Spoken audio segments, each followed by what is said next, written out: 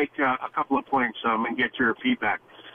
Number one, I'd like to ask your opinion on the comparison, or seemingly the comparison of the way Sanchez, conducts himself on the field. Now, we're not talking about off the field antics, but on the field compared to Beckham.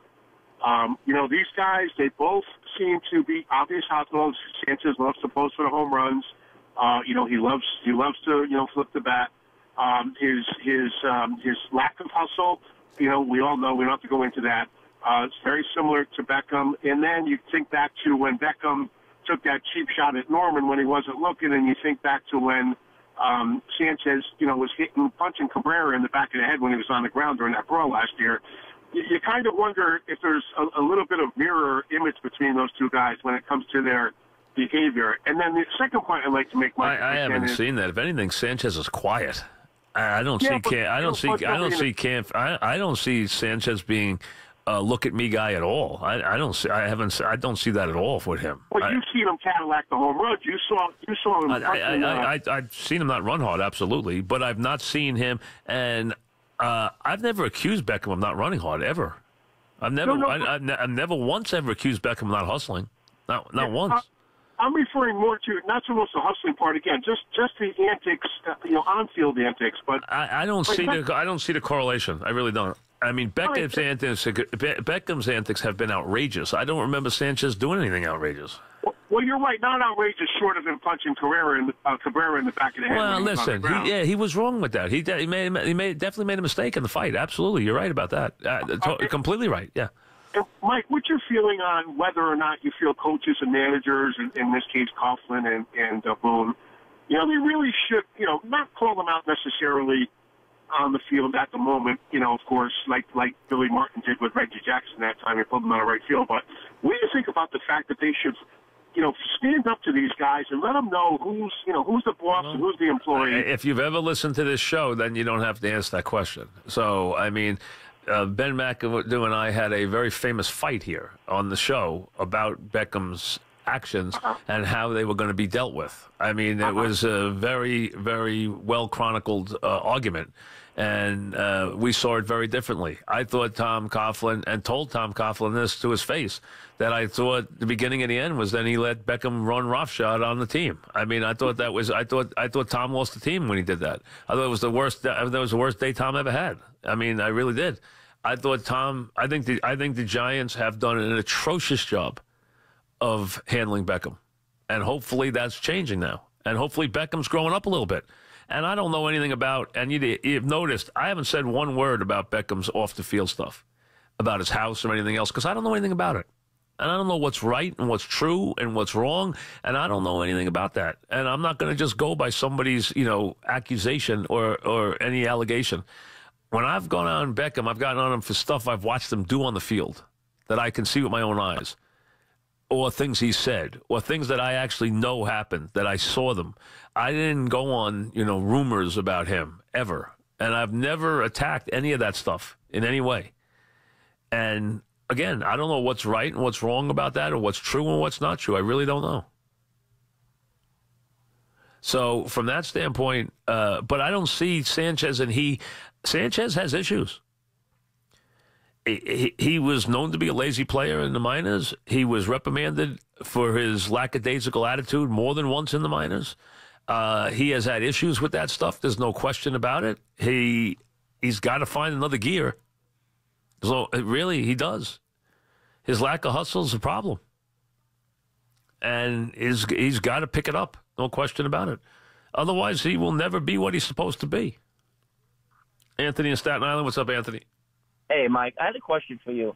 I know it's hypothetical, but if I guarantee you that if the Yankees trade Gleyber Torres for, let's say, a deGrom, and they can win a World Series, would you do that trade for one World Series? Here's the one problem. You can't guarantee me. No, I know that. So then that's why it's a silly question, because you can't. It's not a real question. Well, I think it's not a real question to throw him off. That he's untouchable. Why? Because if there's any team in Major League Baseball that can do without the Gleyber Torres, it's the Yankees. That guy might be someone who's a fixture on their team for 15 years. You want to get rid of him for a shot at one championship? Well, look at Mike Trout. He's the best baseball player, and he hasn't won anything. That doesn't mean, if you know anything about baseball, that means nothing. Means nothing. It's not Mike Trout's fault. Well, do you think baseball is not a game you can win by yourself? It cannot be done. Do the Yankees have a better shot of winning the World Series with Jacob deGrom on their team this year or Gleyber Torres? It's not the question. No, that's the question I want to ask you. It's not the question. It's not the question. But if I'm asking that question, what do you think? I don't know. I don't think there's a definitive. I don't think there's a definitive answer. I think it's without a doubt. Well, yeah, I know you do, but that doesn't mean it's true. Oh, doesn't make it true because you think it's true. Can they win? Are the Yankees have a better chance of winning a short series with Gleyber Torres or Jacob deGrom in the lineup?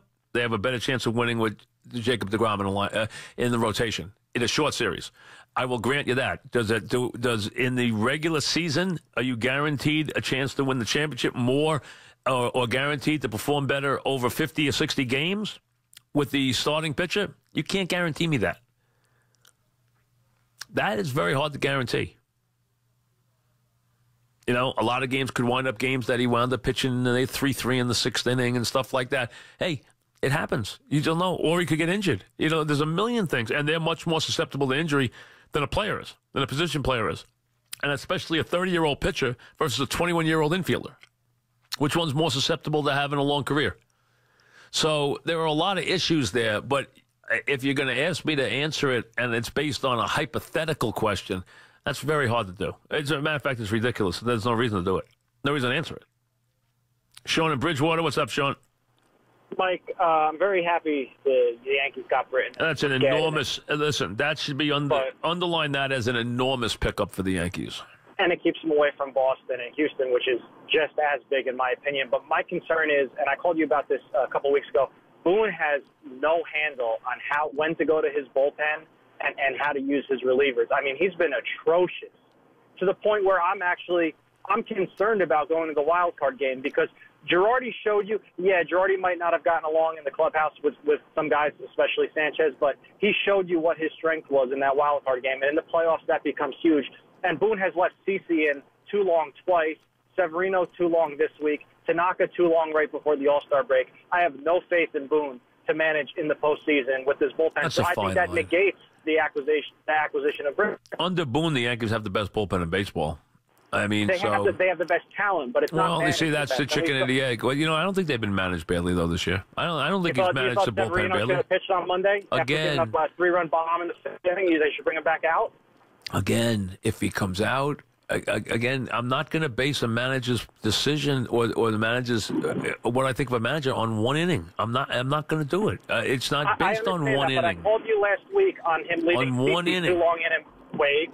I called you last week. And he got criticized before that for taking him. And then he did it again. And a game before that, he got criticized for taking CeCe out an inning too early because the reliever came in and gave up 3 runs, and people said, "Why did he take CeCe out? He was dealing. Why did he take him out?" Any inning that after a pitching change, if the pitcher who comes in gives up runs, or the pitcher stays in the game and gives up runs, the manager's automatically wrong. So any inning that a team scores, the manager's automatically wrong. As soon as it's but that's baseball. That's not always the case. Today it's not. It is the case. It is the case. Up a 2-run homer because Sessa was dealing. I understand keeping Sessa in a game like today, but when you have a game like on Monday, where obviously Severino had nothing, he gave up a 3-run bomb in the 5th.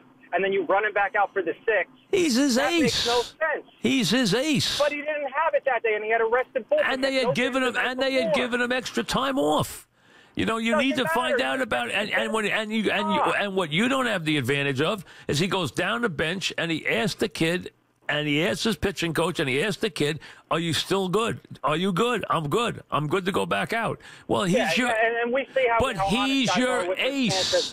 Well, wait a second. How can you tell me he's handled Severino badly this year when you look at Severino's record and his performance? How you can tell me he's handled him badly?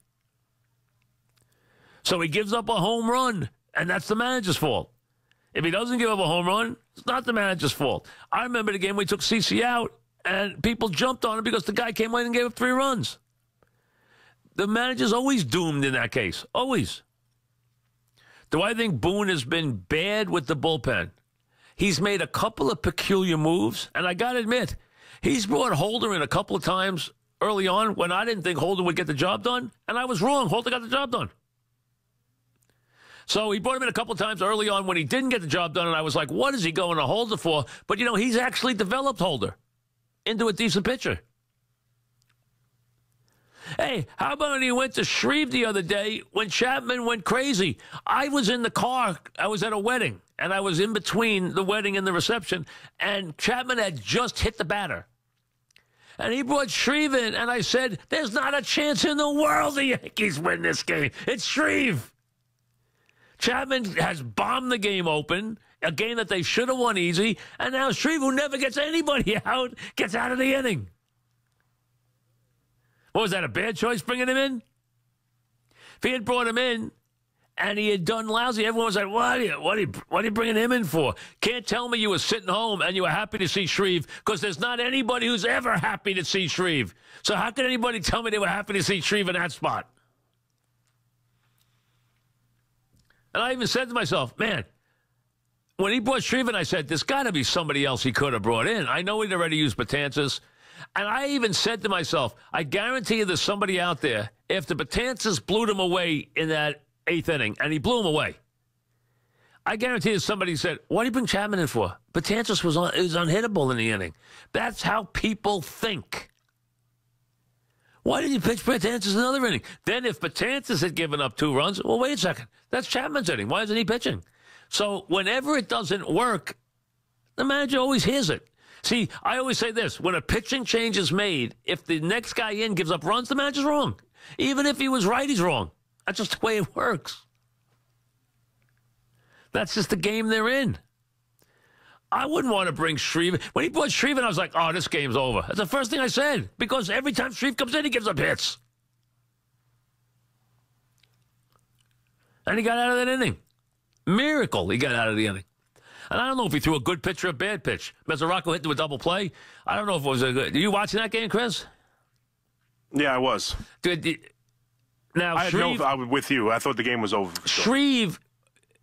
Now, he'd used Betances. I don't know who else was available. I was coming out of a church, so I just got in the car when Chapman went crazy and started walking everybody and hitting everybody. I believe Robertson was used, too. He was used. Was there anybody else? He didn't have anybody else help, right? I don't think so, no. I think it was Shreve or maybe Cole. When he brought Shreve in, I'm thinking, there's no way. I mean, Shreve has been terrible. And I don't know what pitch, if he threw a great pitch or what he did to throw a pitch to Mesoraco. First of all, I think it was just a fastball down. First of all, I'm thinking that Cespedes going to pinch hit. I mean, that's the first thing I'm thinking. Whereas he's got to try and pinch hit. Even on one leg, he's got to try and pinch hit. Try and do something dramatic there. Pull a deal with, trying to hit it out of the park on one leg or something. Yeah, I think we were all worried about that. Right. And then, so I guess he made a good pitch. I guess he did. I guess he made a good pitch. I don't know. But I just remember it being down. I think it was a fastball down. He got a double play on it. And then he got Wilmer out, which Wilmer, kills lefties, and missed the walk-off, too, So, you're thinking of Wilmer, and he got him out on a ground ball, like a little flare back to the mound, right? Yes. So, I mean, I have to admit, if you had a microphone on me when Shreve came in the game, I would have said, there's no way the Yankees are winning that game. Not a chance. And they got out of there with that game. I think everybody felt that way. Shreve has been a disaster. So, I mean, it happens. And that's how managing is. But when you leave your ace in, who's had extra rest, who people were complaining about that he had extra rest, hey, they wanted, I'm sure he had a conversation. I'm sure he said to him, I got another inning in me, this and that. And he let him go. It happens. But I don't think he's been a disaster. I don't think he's been great with the bullpen. I think he's been as good as Joe. Joe was excellent with the bullpen. I thought Girardi's strength. Joe was better with the bullpen than Torrey was. Joe was better. I thought Girardi was superb with the bullpen. I thought he was better than Torrey. I think that's Joe Girardi's best strength is he's great with the bullpen. He doesn't wear pitches out. He doesn't get him up and have him pitch when get up and I don't want to use the term, but there's a baseball term for that when you use a pitcher and he doesn't get to come in the game. So that bothers relievers and it wears them out. A lot of guys do that. So I think he handles a bullpen, Girardi, very, very well. No, I don't think Boone handles it as well. Maybe he'll grow into it. But I don't think he's been a nightmare with the bullpen. I really don't. I don't know what the heck. I'm thinking of a guy. You know what came into my head? I said, there's a guy out there. This is what I thought of in the car. I'm going to tell you exactly what I was thinking. First of all, I was thinking that Shreve wasn't going to get the job done. Secondly, I was thinking this, that when he hit into the double play, here's what I was thinking. There's a guy out there, or a lot of guys out there, who wanted to bet the Yankees that day, right? Because they figure, hey, the Yankees got to win this game today. And the game was an enormous line. So they bet the run line, and then they were there in a game that they couldn't lose. And here's Chapman with a 7-3 lead in the ninth. And what does he do? He loses the plate. The Mets aren't going to get a hit off him. The only way you can lose that game, and you're laying runs, and now you're then rooting for them to tie the game up at that point, because now otherwise you lose and you win the game 7-6, and you probably want to jump out of a building, because how did you lose a game 7-3 with Chapman on the mound that you laid runs in? But I guarantee, I'm talking to someone out there right now who's saying, that's me, I did that. And they had to be like, and they were in the worst mood Saturday night, because there's nothing worse than losing a game where you bet runs and you're always leery about winning by one run. And then you got a 7-3 lead with a guy on the mound who's basically hasn't done that once or twice the whole year. And I guess, you tell me, what was going on? Was he having trouble with his plant leg? Why was he so bad in that game? It looked like he might have been having trouble with his plant leg, but he couldn't keep the ball down. The ball was sailing on every pitch. And then there was a lot of talk of dip velocity.